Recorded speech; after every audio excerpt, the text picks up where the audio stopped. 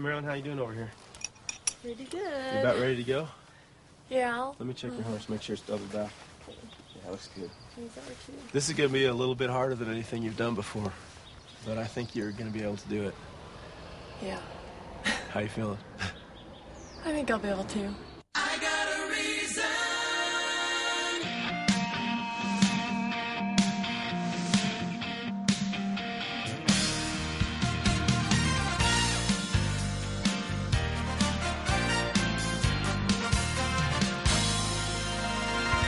Questions in my head, I feel them in my heart. Answers I don't know of, I wonder where to start. I gave my will to Jesus and decided to trust him. He gave me every reason to give up all my sin. I know what you're feeling, I've been there before. If you just let him in, he'll be waiting at the door. I got a reason to walk the straight and narrow. I got a reason to fire like an arrow. I got a life that's always worth living. You gotta come along. You feel you should be running, though you know you're standing still. You know you could be something if you only knew his will. Emotions running wild and you're chomping at the bit, trying to work the pieces, but they don't seem to fit. I know what you're feeling, I've been there before. If you just let him in, he'll be waiting at the door. I got a reason to walk the straight and narrow. I got a reason to fire like an arrow. I got a life that's always worth living. You gotta come along. I got a reason. I got a reason. I got a reason. I got a life that's always worth living.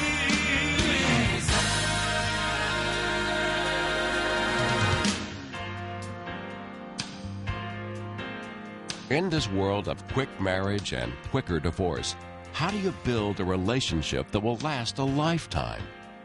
And how do you develop emotional intimacy without going too far before marriage? Let's go to the Glen Erie Conference Center in Colorado Springs to hear advice from Dr. James Dobson. In this presentation, Dr. Dobson gives the blueprint for a successful future marriage, the keys to a lifelong love.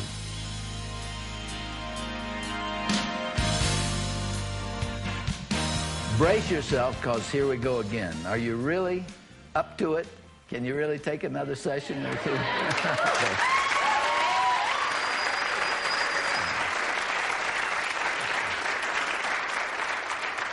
I want to talk to you tonight about the more common marriage killers. We began talking about that last time, but especially and more specifically, I want to talk to you about the reason that so many people get off to a bad start in their marital relationships. Isn't it sad to think that of this group here, perhaps 20 to 30, and maybe as high as 50% of you will go through the agonies of a divorce? Now, we can't predict that absolutely, but if you just take the statistical probabilities for people your age, it is likely that many of you will experience that. And only about 10 to 20% of you, if the national norms are accurate in the case of this group, and they may be a little different because of the kind of homes you come from, but if they're accurate, only 10 to 20% of you will achieve what is called intimacy in the marriage. That soul-to-soul and heart-to-heart communication where the needs are met. And there is that deep desire that we've been talking about within the human spirit for that kind of intimacy. We have a member of our staff who has a grown daughter who was, when she was 3 years of age, the youngest child in the neighborhood. So everybody was bigger than her, and everybody was older than her, and everybody could run better, and everybody could play baseball better, and she was just excluded. They let her tag along behind, but she wasn't part of what's going on. And you can see a little 3-year-old who just 2 years before, could hardly walk, and now 2 years later, she's experiencing something socially in a form of rejection that's wounding her, that's hurting her. And one day when she was about 3, she came running in from the playground, burst through the front door and said, "Mommy, Mommy, Mommy." And her mother said, "What?" She said, "Popsicle, Popsicle, give me Popsicle." And so Elaine went to the refrigerator and opened the door and got a popsicle and handed it to Bev. And little Bev said, "No, no, Mommy, lots of popsicle." And so the mother knew something was up, and she decided to just play along with her. So she took these popsicles out. She gave her 5 or 6 of them. And she handed them to the little girl, bundled them up, and went running out the door. By this time, the mother's curiosity was high, and so she went to the window and she watched. And she saw the little 3-year-old running down the sidewalk with the popsicles and out to the fence which bordered the baseball diamond. There's a park right next door. And she stood there at that fence because the kids had obviously told her not to come out there. She stood there with these popsicles. And then she held them out like this. She didn't say a word. She didn't call or anything. Just held the popsicles out like this to the kids who were playing baseball. And nobody saw her. And she just stood. She's trying to buy their affection, trying to buy their acceptance, trying to buy their love. And she held it for a long time. By this time, Elaine's got a big lump in her throat because she sees her little girl trying so hard to be accepted. Finally, the kids that are playing baseball, one of them saw her and said, "Hey, come on." And they all turned and they ran. And they came over and just grabbed these popsicles out of her hands without saying anything to her, and then took off and left her standing there. So now she's standing at the fence with her hands in her pockets, and her popsicles are gone, and she hasn't been accepted either. And she gave them the best that she had, and she was really just trying to gain entrance to the group, and it didn't work. Now, how many people give the best that they have throughout childhood and get that kind of reaction back? Now, it's not just young children that long for that kind of emotional connection with other people. You all are too young to remember it, but in the Korean War, the Chinese communists came in near the end of the Korean War and captured an awful lot of American and Allied troops. Now, these are hardened soldiers used to combat and used to seeing death and destruction. And have you ever heard of brainwashing? You ever heard that term? That's where it was invented. The Chinese communists invented brainwashing with these hardened troops. And what they did was isolated them emotionally from one another, totally. If a leader popped up within the group, they moved him. They rewarded them slightly for reporting on one another, so they couldn't trust each other. If mail came from home that was negative, they allowed it to come through. But if it was positive, they did not allow it to come through. So what they did is they isolated these guys to where they had no friends, they had no contact, they had a dim memory of home, they had no contact from home, and they just cut them off emotionally for purposes of brainwashing. Do you know that 3,000 of those hardened troops, 3,000, laid down on their cots, pulled blankets over their heads, and died? And there is no evidence at all that there was physical disease. They simply lost the will to live when you cut a person off from that social and emotional contact. It's a tremendous driving force within us. Now, obviously, it would appear that God observed this need in Adam, because Adam was alone in the garden. And the Lord saw him there, and he was sitting on a log and drawing circles with his toe in the sand. And the Lord looked at it, and he said, "That's not good. It's not good that man is alone." Have you thought about the fact that Adam had God himself to talk to and relate to in the cool of the day? Can you imagine a person having God to interact with, and it was not good? He needed companionship from another human being. That's how deep this need really is. And so God designed Eve for Adam to fit with him emotionally and psychologically. and to meet his needs, but also for him to meet hers. And that's what marriage was intended to do. But it frequently does not accomplish that. And that raises a very interesting question. How come? How come it fails to accomplish what I think God intended it to do, which is to meet that need for intimacy and companionship? Why does it not do it? Dr. Desmond Morris, who is not a believer as far as I know, has written a book called Intimate Behavior that I think answers this question. Dr. Donald Joy brought this to my attention, and I'm appreciative to both of those men. But what they talked about was bonding in the marital relationship. Bonding. Now, when I was a child, I liked to make model airplanes, or at least theoretically I liked to make model airplanes. In those days, they give you a piece of balsa wood. It had some things stenciled on it, and you cut those pieces out, and then you glued them all together, and it made a little airplane, and then you put paper over the top. Do they still have those kind of models today? I think you just get the plastic snap-ons today. But at any rate, this is a lot of work. I never finished one of those in my entire childhood because I couldn't wait for the glue to dry. I just couldn't leave it alone. I'd make it, and then before it was dry, I'd pick it up, and the thing would crumble. And I never finished a single one of those things, even though I would like to have, because I was too impatient to wait for the glue to dry. Bonding is like that. You've got to wait for the glue to dry in order for relationships to cement. And what Dr. Morris says is that there are 12 stages of marital bonding that you have to walk through in order for that intimacy to develop. Now, bonding is defined as that covenant between two people that links you soul to soul for a lifetime. It's the thing that allows you to weather all the storms that are out there, and what allows you to survive in sickness and in health, for richer, for poorer, for better, for worse, from this day forward, forsaking all others, till death do us part.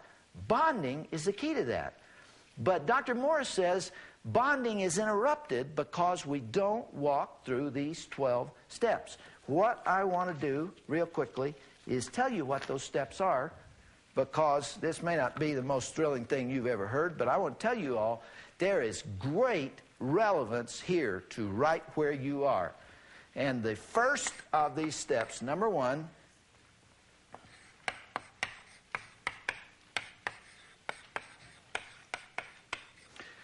is eye to body. Now see, we're moving through steps of intimacy, and you begin with the least intimate interaction between a man and a woman.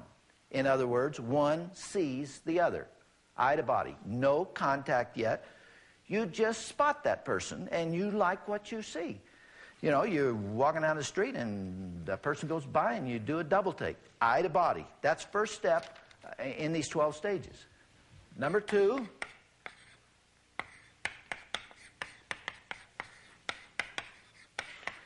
is eye to eye.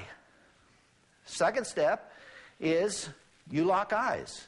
You see her, she sees you, little spark takes place, jumps the gap there, little electrochemical process takes place in both minds, and there's a little interest there. Eye to eye. That's the second step. I remember where Shirley and I were when we first locked eyes. I can remember that moment. We were in college. We were in the cafeteria. I was sitting on one side. I remember right where I was sitting. She was sitting on the other. And I saw her over there, and I looked at her, and she looked at me, and I looked at her, and she looked at me, and then I got embarrassed, and I looked back to see if she's looking at me, and she was. And she looked away and then looked back to see if I was looking at her, and I was. And so we hadn't talked. I don't know her. I don't even know her name. I just saw her and liked what I saw. And she must have too, because we've been together for 31 years. But she was there, and I began to develop an interest in who that pretty girl over there was. It's eye to eye. There used to be a country western song that said, I was looking back to see if you were looking back to see if I was looking back to see if you were looking back at me. You remember that? That's eye to eye. That's the second step in this process. Number 3 is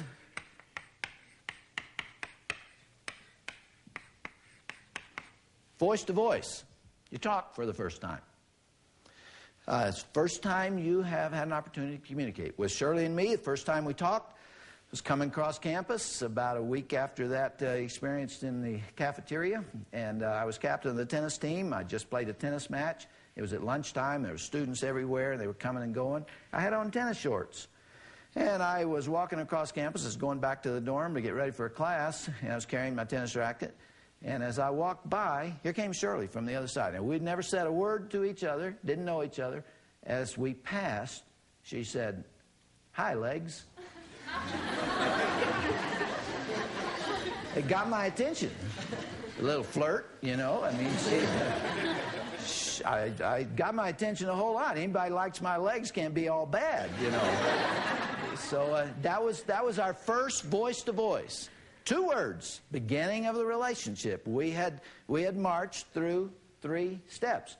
About a week later, late in the afternoon, we had eaten in the cafeteria again, and I came out into the patio area of the college, and there were a lot of students standing around talking about I don't know what. There's just a group there's a bull session out there. And I walked up to this group and immediately noticed that Shirley was there. Now, so far we've had 2 words exchanged between us.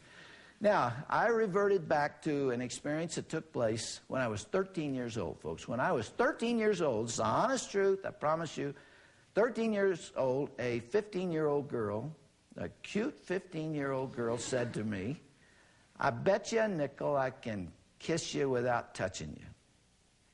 And I said, "How are you going to do that?" She said, "Well, I bet you." And I said, "Okay." She kissed me and gave me a nickel. So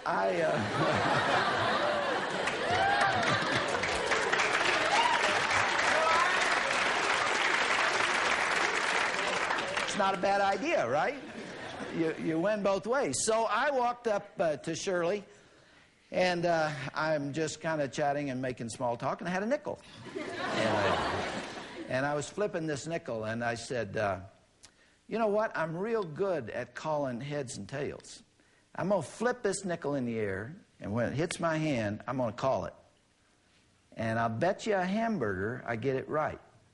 She said, "All right." I flipped it and called it. I called it right.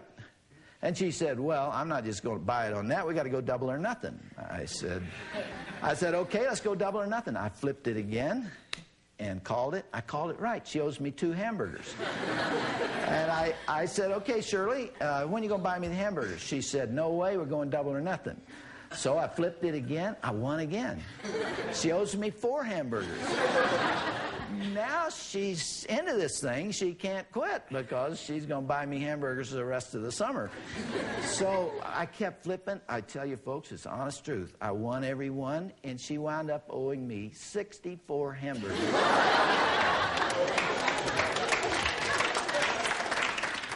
And she's been frying them ever since. So. But that was, for us, voice to voice. Next step, see, each one of these is a little more intimate. Each one is a little more personal. Each one takes you a little more in the direction of getting acquainted. Number 4 is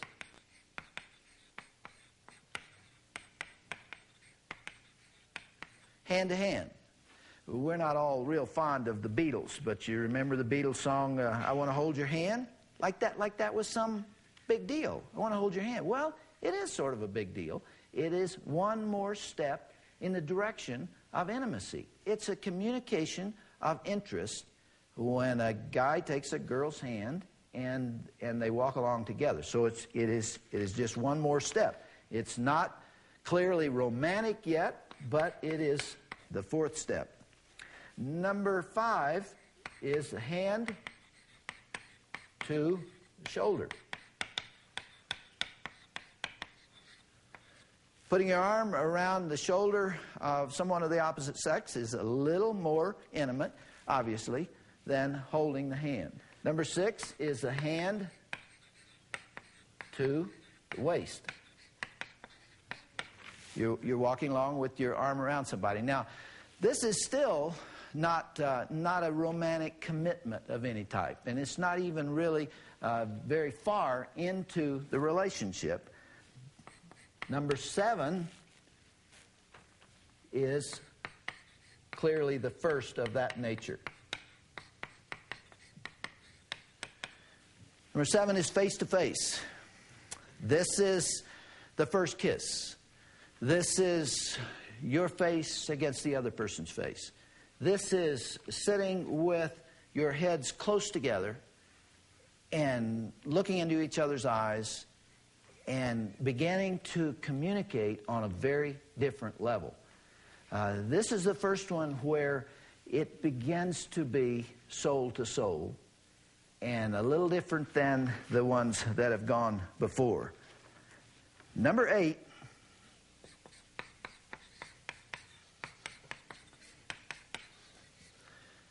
Number 8 is hand to hair. Have you thought about that?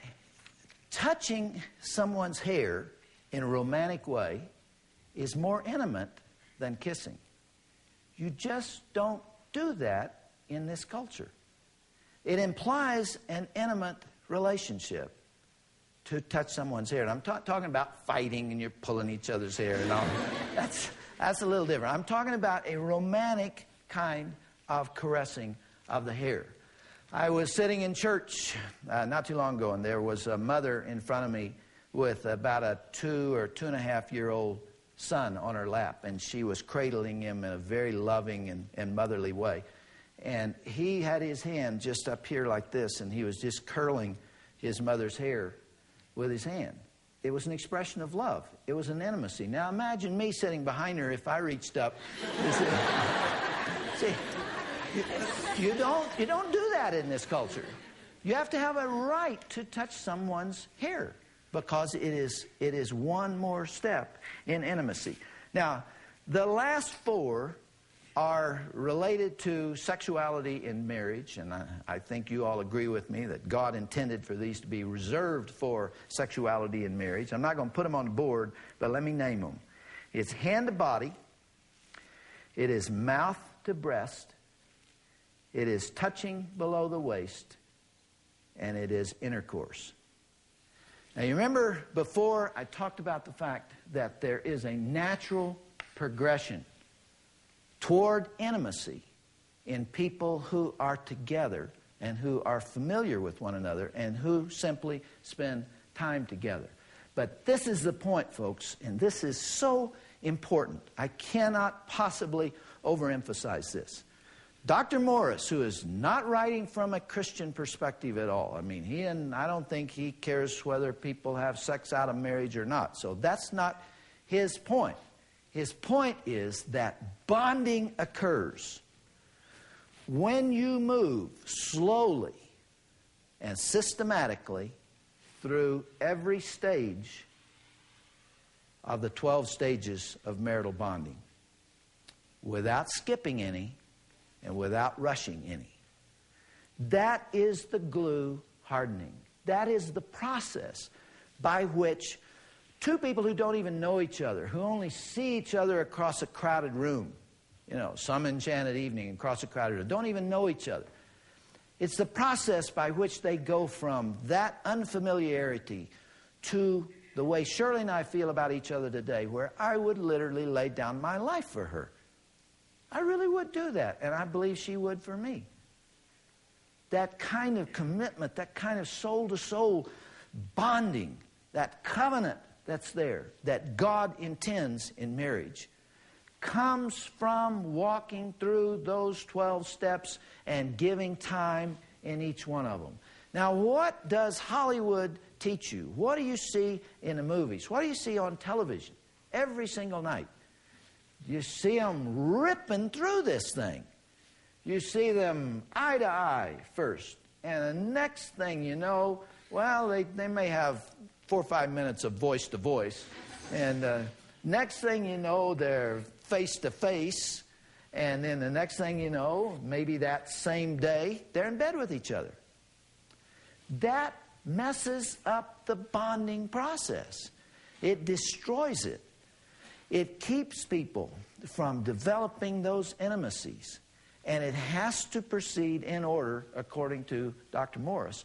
And I believe that's absolutely true. And one of the reasons that people get married and they never really feel that what God intended with Adam and Eve and for the rest of us, those tremendous emotional needs, that need for acceptance and belonging and love and commitment and knowing somebody cares for me. Somebody's out there fighting for me.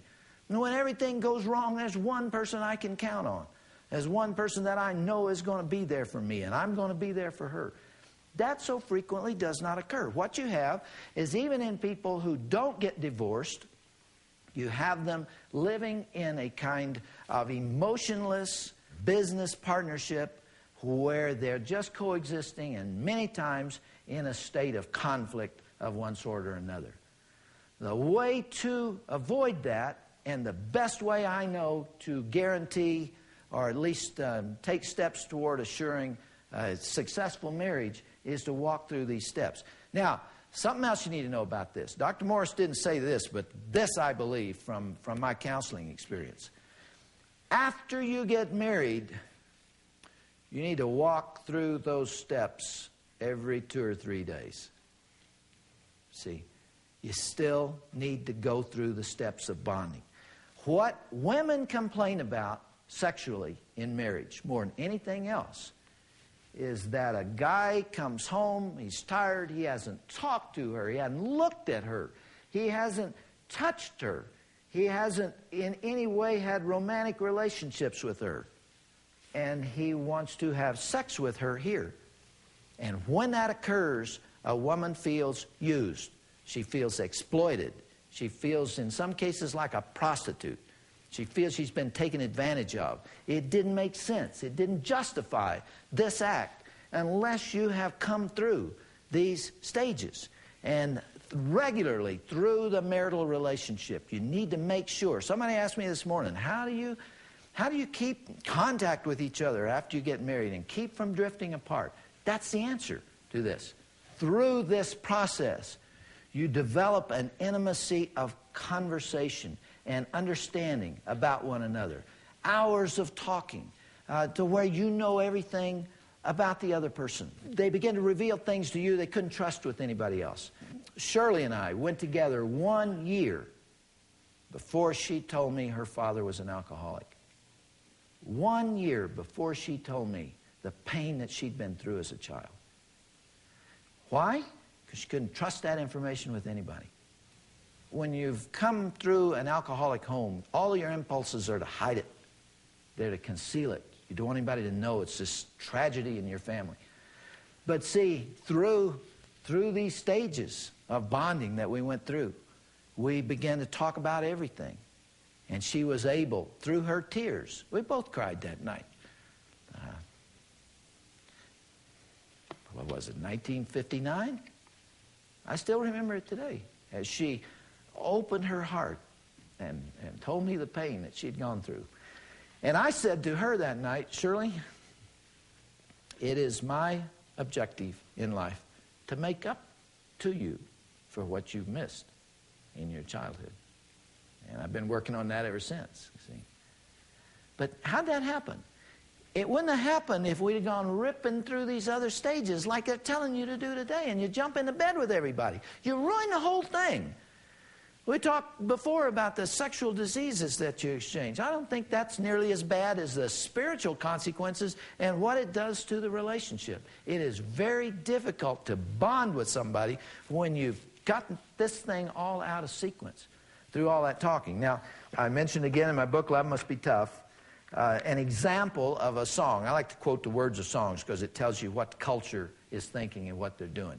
And country and western songs do it better than any of the rest of them because they're so earthy. And here's an example now of the kind of bonding that I'm talking about. This is no great literature, folks. This is no great poetry, but just it's a great illustration. Have you ever heard the Statler brothers sing Shirley Jean Burrell? You ever heard that song? He says, I'm the official historian on Shirley Jean Burrell. I've known her since Lord only knows and I won't tell. I caught her the first time she stumbled and fell. And Shirley, she knows me just as well. I can tell you her birthday and her daddy's middle name, the uncles on her mama's side and the ones that they don't claim, what she got for Christmas since 1952. And that's only the beginning of the things that I could tell you. I can tell you her favorite song and where she liked to park, and why to this very day she's scared of the dark, how she got her nickname and that scar behind her knee. If there's anything you need to know about Shirley, just ask me. I know where she's ticklish and her every little quirk, the funnies she don't read and her number at work. I know what she stands for and what she won't allow. The only thing I don't know is where she is right now. Old Shirley, she knows me just as well. That's called bonding, folks. That's bonding. That's when you take the time to know that other person. And when you do that and you're not in a big hurry to get it done, and the relationship is moving in a predictable direction, heading toward marriage perhaps, you give yourself the best possibility of it surviving. Now, anybody want to say anything? Yes? What would the consequences be for a couple who decided to do all the steps real slowly over, say, a few years, but didn't wait for the last 4 until after marriage? Well, you're in violation of God's law, and I've said it before. It's not up to me to indicate what the consequences are. The Lord has done it himself. He says the wages of sin is death. One way or another, when you violate his laws, when you break them, you pay the consequences for it. Yes, he will forgive you. Sometimes the consequences continue, however. My mother pointed out to me when I was about 8 or 10 years of age that Samson, who was anointed by God with all his strength and everything, and he blew it. He was immoral with Delilah, and he told her his secret, and they cut his hair off, and they put his eyes out. He was later forgiven by God, and he was given his strength back, and he eventually destroyed the temple, remember? But he never got his eyesight back. There are consequences to sin. And mankind has been trying to find a way to beat the system from the very beginning. That's really what safe sex is all about. We're saying, science, medicine, show us a way we can sin without the consequences. You can't beat it. It is a moral law of God. It is just as concrete as his physical laws. I mean, when he says, if you get on top of this building and you jump, you're going to fall. And isn't anybody going to say, well, this time it won't matter? It's a law of God. Gravity is a law. And the moral laws are just as certain. It still defeats the purpose, I think, to do that. Yes? What role does the sexual revolution play in, the speed at which couples move through this list? Oh, I love the question. It's destroyed it. See, the sexual revolution has come in and said, all the traditional understandings are phony. Who tells you, who has a right to tell you that you can't do what you want to? This is just some church somewhere, some church leaders that are trying to manipulate you and tell you can't do this. You do whatever you want to. And the consequences in the form of diseases are now rampant around us. It goes in violation of God's law, and the whole society is paying for that sin. In the back. How difficult is it, or is it even possible to turn back once you've progressed from one step to another? I think it can be done.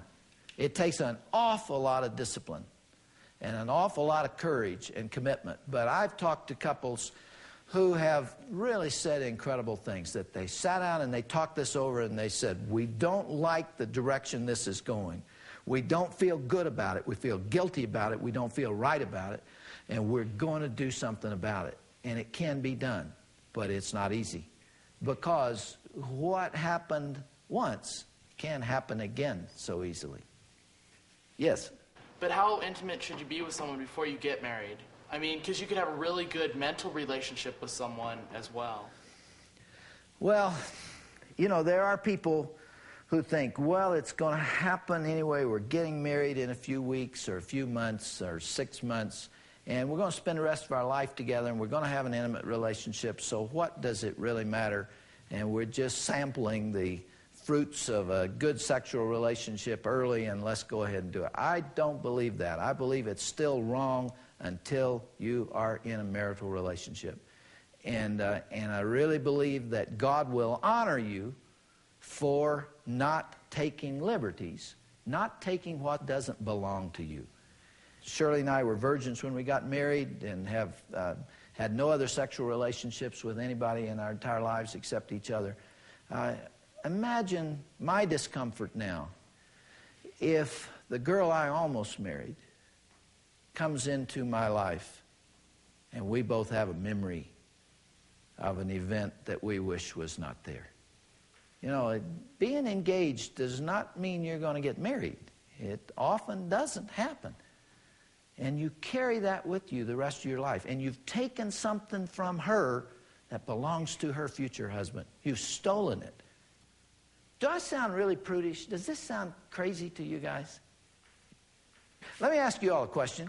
Do you believe in love at first sight?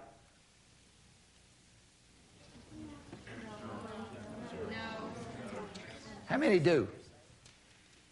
How many do not? That's interesting. How can you really, genuinely love somebody if you don't even know them? If you've never had a single conversation? If it's limited to high legs crossing in the patio near the tennis courts? How can you really? You know what you're in love with? You're in love with love. You're in love with an image. You're in love with what you think the other person is like. You're in love with the concept. You're in love with the possibility. You're in love with the need. But you're not in love with a person, as I see it, because you don't know the person. Right? See, I'm not saying that there isn't an early excitement that proves to be valid. But is it love?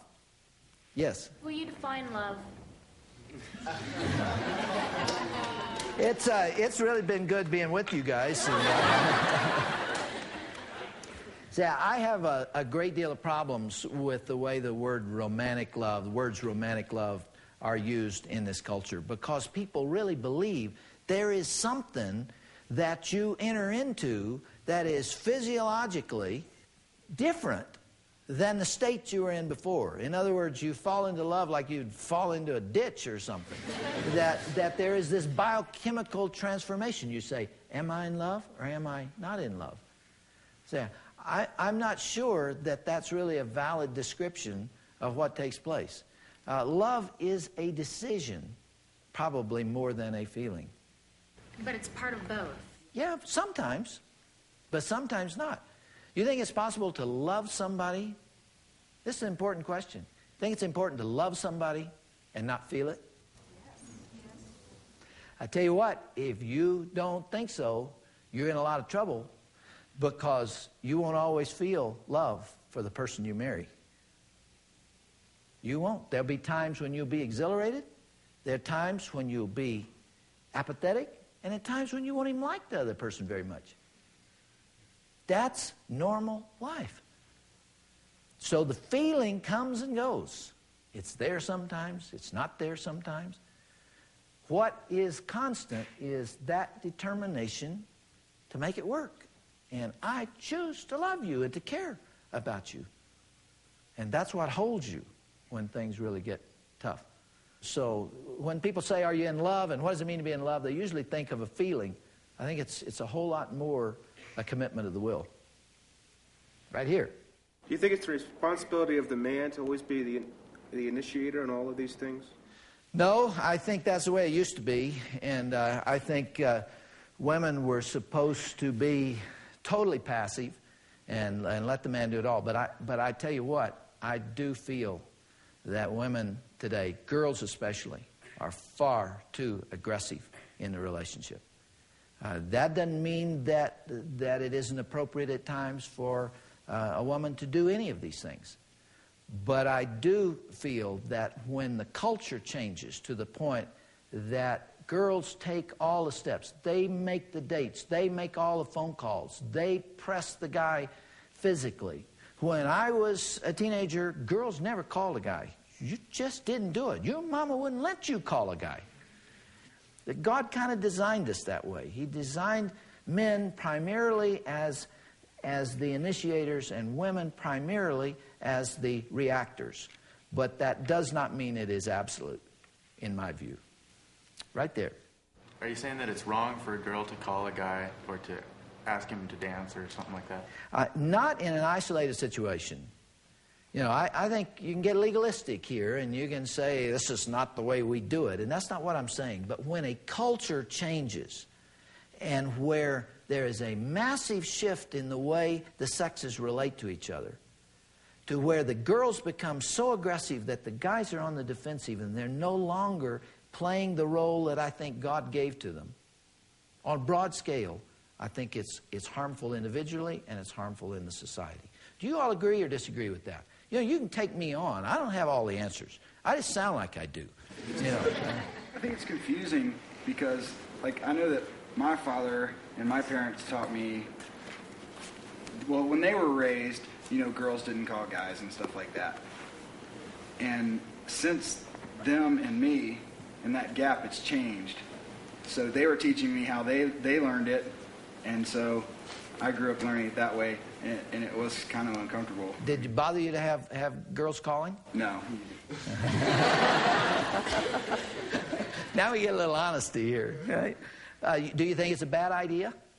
Absolutely not. Those who think it's a bad idea, tell me why. Okay?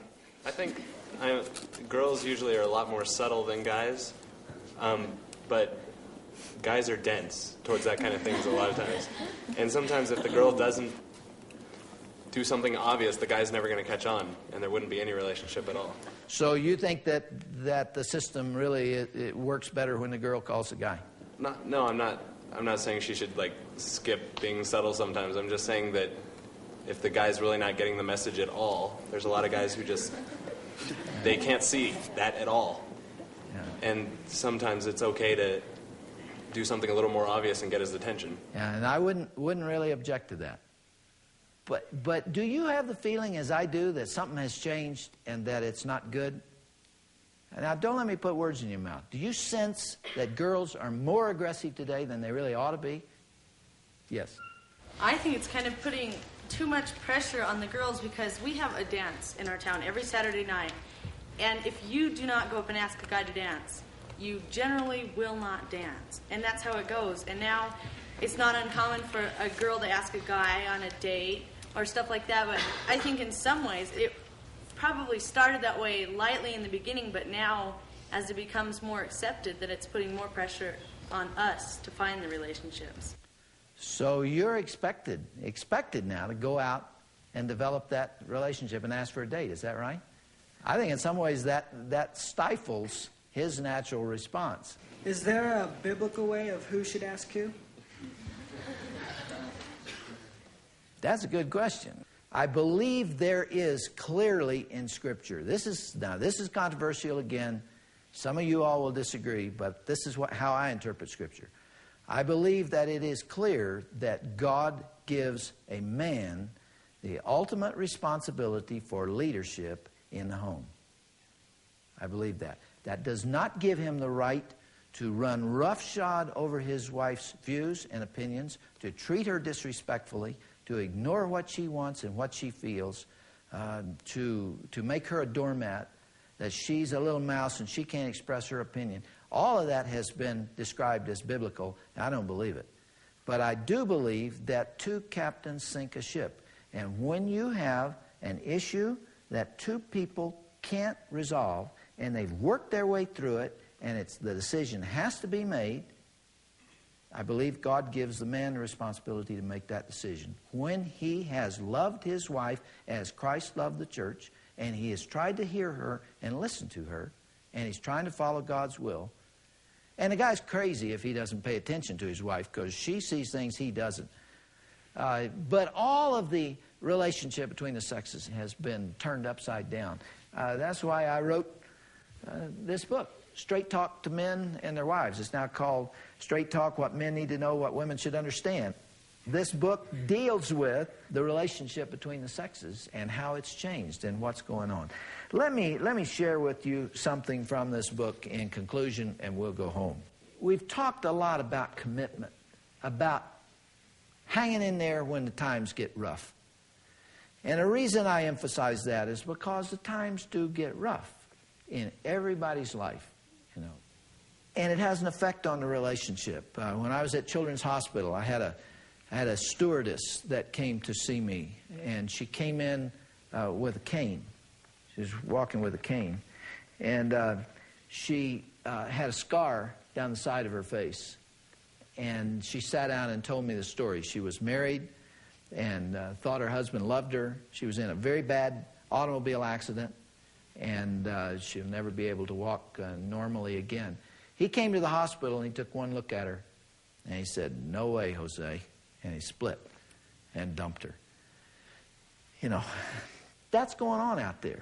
It's a selfish kind of day where I look at that other person as an asset, an adjunct, an advantage to me. And whenever that changes, I'm gone. I'm out of there. I want to read something to you that represents the opposite of that. This is a little piece written by a surgeon named Dr. Richard Seltzer. He writes books on his medical profession and the patients that he's known. And here's the opposite extreme, not from a Christian perspective. I think this is beautiful. He said, "I stand by the bed where a woman lies, a young woman, her face post-operative, her mouth twisted in palsy, clownish. A tiny twig of the facial nerve, the one to the muscles of her mouth, has been severed. She will be thus from now on." The surgeon had followed with religious fervor the curve of her flesh. He's speaking of himself. He had followed the curve of her face with religious fervor. I promise you that. Nevertheless, to remove the tumor in her cheek, I had cut that little nerve. Her young husband is in the room. He stands on the opposite side of the bed, and together they seem to dwell in the evening lamplight, isolated from me and private. Who are they? I asked myself.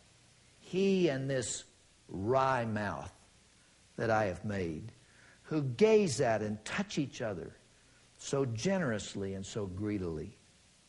The young woman speaks. Will my mouth always be like this? Yes, I say, it will. It's because a little nerve was cut. She nods and is silent, but the young man smiles. I like it, he says. He's kind of cute. All at once I know who he is. I understand and I lower my gaze. One is not bold in an encounter with a god. Unmindful, he bends to kiss her crooked mouth. And I so close, I can see how he twists his own lips to accommodate to hers, to show her that their kiss still works. I remember that the gods appeared in ancient Greece as mortals, and I hold my breath and let the wonder in. See, that kind of commitment and that kind of love of a man for a woman is so unusual that Dr. Seltzer called him a god. He's not a god. He's just a man that loves his wife more than his own convenience, more than his own pride. And he's committed to her even though she will be unattractive for the rest of their lives together. Boy, I tell you something, folks, that's bonded love. And if you find it in life, you are one fortunate individual. And I hope that some of the things that we've been saying will help you do that. Thank you again for being with me.